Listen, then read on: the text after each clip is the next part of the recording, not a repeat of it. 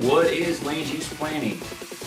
That's the question I want to try and answer in this video for you guys. So, it's a misleading term, right? We say land use planning. What we really should call that is land use regulation, because that's what it is. So we kind of whitewash that term a little bit. It makes everybody feel better about having their property rights trampled on. But it's not land use planning, it's land use regulation. Okay, so when you go down, you got to go down to the city or the county to get permission to do something with your land. That's not land use planning, that's land use regulation. That's what it is, that's what we should call it. So it is not what private land planners do. Okay, so I am a private land planner. In addition to being a land surveyor, private land planners actually do help their clients plan out what they want to do with their land. In my mind, that's what land planning is.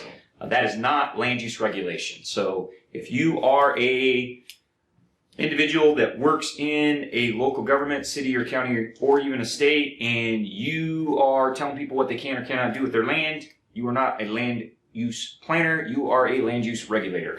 That's what that is. So once you understand that, then that helps you understand, okay, what do we mean? In California and Nevada, when we talk about land use planning, what do we mean? What we mean is all the rules that you got to comply with to do something with your property, right? With your real estate. Okay, so in California, land use rules, okay, land use regulation is basically built on top of three things. Okay, so there's three elements to land use regulation in California. Okay, what other people call land use planning.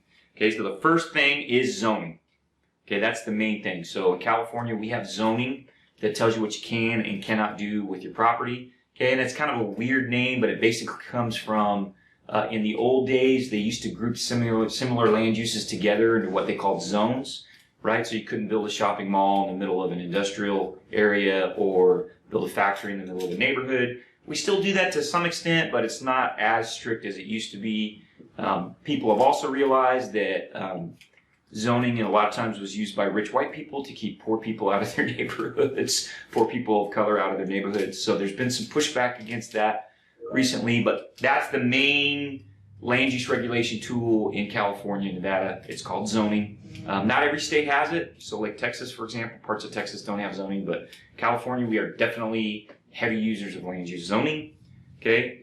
Then the second thing that will govern how you can use your land use regulation, is our environmental regulations and laws. Okay, the biggest one in California is called CEQA, C-E-Q-A, CEQA, California Environmental Quality Act. There's also a federal version of that, but it's much simpler and less aggressive. So CEQA is a big deal. In California, CEQA has a huge impact on what you can and cannot do with your property, especially for larger projects. Okay, there are other kinds of environmental regulations like protections for endangered species and endangered habitats and things like that. But that's the big one. CEQA is the big one. Okay, the third thing that controls what you can do with your land is what I call design and development standards. So if you want to go in and build something on your property, there's all kinds of rules about what you can build. There's the building code, and then there's rules for how many parking spaces you got to have, and how thick the pavement on your parking lot's got to be, and what you can do with the stormwater runoff from your parking lot, and do you have to have secondary road for fire access, and all kinds of rules related to design and development. Okay, so just one thing to point out: in California, zoning, because that's the main thing that regulates land use in California. Zoning would include the general plan, the specific plan, the actual zoning regulations, and other local programs that are established by ordinances. So as an example, some cities and towns or counties have an ordinance to protect agricultural land. That's a big thing here in the Central Valley. Other cities might have affordable housing requirements. Okay, as part of they have an affordable housing program in the city. Some cities have public art programs that require you to fund public art.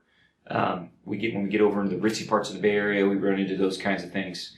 So all of that falls into the zoning umbrella. Okay, so so we have all these rules, right? Call them land use regulation.